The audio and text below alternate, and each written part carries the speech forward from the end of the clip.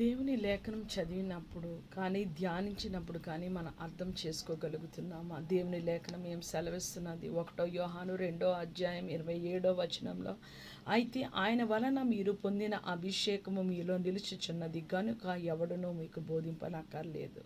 ఎవరి వలనండి?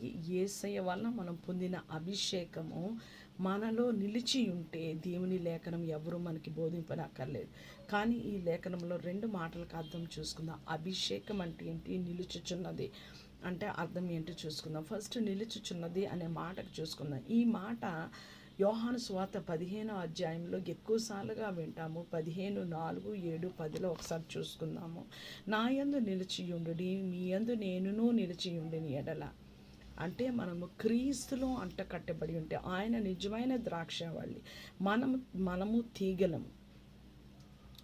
ద్రాక్షవల్లిలో నిలిచి ఉంటేనే కానీ తనంత తానే ఎలాగ ఫలింపదో, అలాగే నా యందు నిలిచి ఉంటేనే కానీ మీరును ఫలింపరు. దేవునికి స్తోత్రం. మనం యేసయ్యలో ఉంటేనే, యేసయ్యతో అంటు కట్టబడితేనే. అంటు కట్టడం ఎలాగో తెలుసండి, ఒక శ్రేష్టమైన ద్రాక్షవల్లిని ఇక్కడ ఆ ఎగ్జాంపుల్నే తీసుకుందాం. నేను నిజమైన ద్రాక్షవల్లిని, మీరు తీగలు. మనం తీగలు బలహీనంగా ఉన్నామని యేసయ్యమని పారి వేయక తన స్వహస్తాలతో చేసుకున్నారు కాబట్టి, మనల్ని ఎంతగానో ప్రేమించారు కాబట్టి, మన కొరకు ప్రాణం పెట్టి రక్తం చిందించారు కాబట్టి మనము బహుగా ఫలించాలని, అది మన తండ్రి అయిన యేసయ్య కోరిక. మనల్ని కట్ చేస్తారు. మనం కట్ చేసినప్పుడు మనకి బాధ.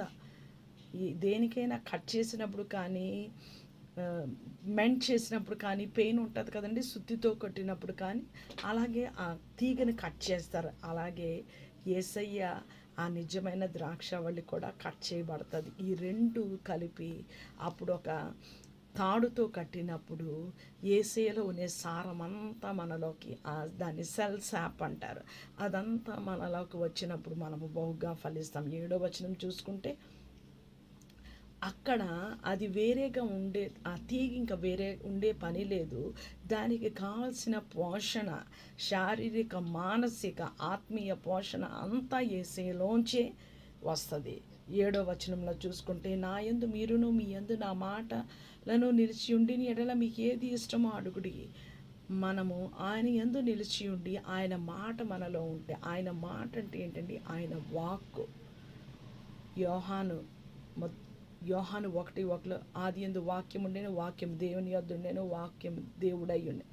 The word was God. వాక్యము మనలో ఉంటే మనము అప్పుడు యేసయ్యకి ఏది ఇష్టమో మనం అదే అడుగుతూ, ఏ పని చేసినా, ఏ ప్రార్థన చేసినా, ప్రభా నీ చిత్తము జరుగునుగాక, నీ చిత్తమే నా జీవితంలో ప్రభా, నీ చిత్తమే. మనం ఎవరికొరకు ప్రార్థన చేసిన అంటే అది మీకు ఏది ఇష్టమో మనం ఆయన మాట మనలో ఉంటే ఏంటి అడుగుతా అంటే, ఆయనకి యేసయ్యకి ఏది ఇష్టమో అదే అడుగుతాం. 10వ వచనంలో నిలిచి ఉండడం అని చూసుకుంటాం. ఫస్ట్ యేసయ్యలో నిలిచి ఉండాలంటే అంటు కట్టబడాలి. నెక్స్ట్ ఆయన వాక్ ఉండాలి. మూడవదిగా ఆయన ఆజ్ఞలు గైకొనాలి. అంటే if you keep my commandments అంటే ఎన్నున్నాయండి? పాత నిబంధనలో 613 ఆజ్ఞలన్నీ మిత్స్వా అంటారు, హీబ్రూ వర్డ్. దాన్ని నూతన నిబంధనకు వచ్చేసరికి 2గా మారాయి. నీ దేవుడిని యెహోవాని పూర్ణ ఆత్మతో, పూర్ణ శక్తితో, పూర్ణ బలంతో, పూర్ణ వివేకంతో ప్రేమించుము, నిన్ను వలె నీ పొరుగువాని ప్రేమించుము. మత్తయి సువార్త 22వ అధ్యాయం 37వ వచనం, 39వ వచనం. అంటే మనం ఆయన ఆజ్ఞలను గైకొనినప్పుడు, ఇవి keep his command. Keeping his commandment గై కొనడం అంటే ఏంటి? అది తెలుసుకోవాలి. తెలుసుకొని దాని చొప్పున మన ప్రాణాత్మ దేహాలతో యేసయ్యను మనము ప్రేమించాలి. ఎందుకు ప్రేమించాలి అని అనంటే, ఆయన పరిశుద్ధమైన దేవుడు, కనికర సంపన్నుడు, కృపామయుడు, దయామయుడు, మంచి యేసయ్య. మానవ కోటి భూమి మీద బ్రతకాలి అని అంటే యేసయ్యని కలుసుకోలేని జీవితము వ్యర్థమే. ఏమండి, ఇప్పుడు మనము ఈ అభిషేకాన్ని ఎలాగ పొందుకుంటామంటే, లూకాసు వార్త 11వ అధ్యాయం 13వ వచనం, తాను అడిగు వారికి ఆయన పరిశుద్ధాత్మను నిశ్చయంగా అనుగ్రహించే దేవుడు. పరిశుద్ధాత్ముడు మనలో ఉంటే ఆ వాక్కు మనల్ని, ఆ పరిశుద్ధాత్ముడు మనల్ని నడిపిస్తాడు. ఎందుకు అనంటే, అపోస్తుల కార్యాలు 1వ అధ్యాయం 4వ వచనంలో, ఇది తండ్రి వల్ల మనకు వాగ్దానం. మీరు పరిశుద్ధాత్మను పొందుకున్నప్పుడు అది యూదయ సమరయ భూదిగంతాల వరకు మీరు నాకు సాక్షులై ఉంటారు. అభిషేకం అనే మాటకి అర్థం గ్రీక్ మాట క్రిస్టోస్. అభిషేకం అనే మాటకి క్రిస్ అని అర్థం. క్రిస్టోస్ అంటే క్రైస్ట్, క్రీస్తు అంటే అభిషక్తుడు. తండ్రి కుమార పరిశుద్ధాత్మ త్రియేక దేవుడు. మనము దేవుని ఆత్మను కలిగి ఉండాలి. అప్పుడు మనం ఆయన కొరకు మనము సాక్షులుగా శిష్యులుగా ఉంటాము. భూదిగంతాల వరకు మనం శిష్యులు.